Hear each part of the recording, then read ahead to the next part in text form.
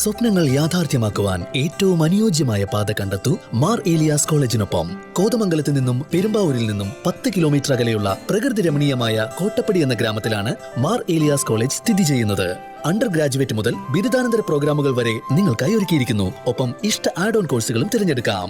നിങ്ങളുടെ അഭിരുചിക്കനുസരിച്ച നിരവധി കോഴ്സുകൾ, മികച്ച അധ്യാപനം, മനോഹരമായ ക്യാമ്പസ്, ശാന്തമായ പഠനാന്തരീക്ഷം എല്ലാം മാർ ഏലിയാസ് കോളേജിന്റെ സവിശേഷതകളാണ്. ഏവരെയും ഞങ്ങൾ സ്വാഗതം ചെയ്യുന്നു.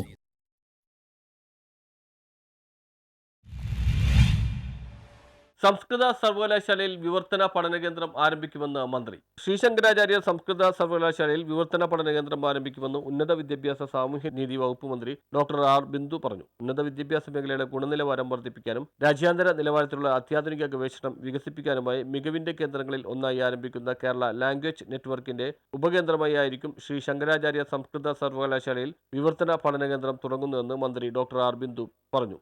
ഈ Kerala network for research support in എഡ്യൂക്കേഷൻ്റെ ആഭിമുഖ്യത്തിൽ ഒരുക്കുകയാണ്. ഇതിനെ ഇപ്പോൾ 2 പ്രാദേശിക കേന്ദ്രങ്ങളാണ് ഒരുക്കിയിട്ടുള്ളത്.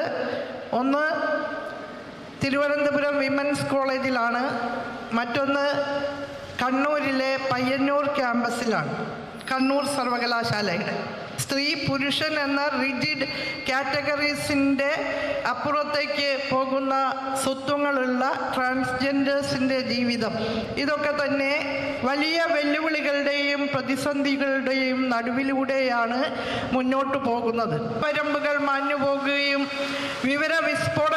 വൈജ്ഞാനിക വിസ്ഫോടനത്തിൻ്റെ യുഗത്തിൽ വൈജ്ഞാനിക മേഖലകൾ തന്നെ അനുദിനം രൂപാന്തരം പ്രാപിക്കുകയും ഒക്കെ ചെയ്യുന്ന കാലഘട്ടത്തിൽ വലിയ വെല്ലുവിളികളാണ് ഈ വൈജ്ഞാനിക മേഖലകളിൽ പ്രവർത്തിക്കുന്ന ഓരോരുത്തരും ഏറ്റെടുക്കേണ്ടതായി വരുന്നത്.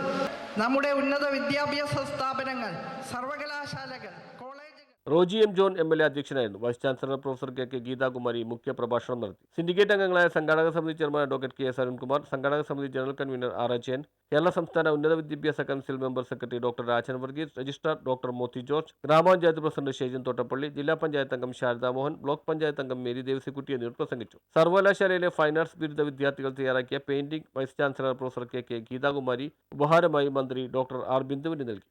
News bureau, Angamaly.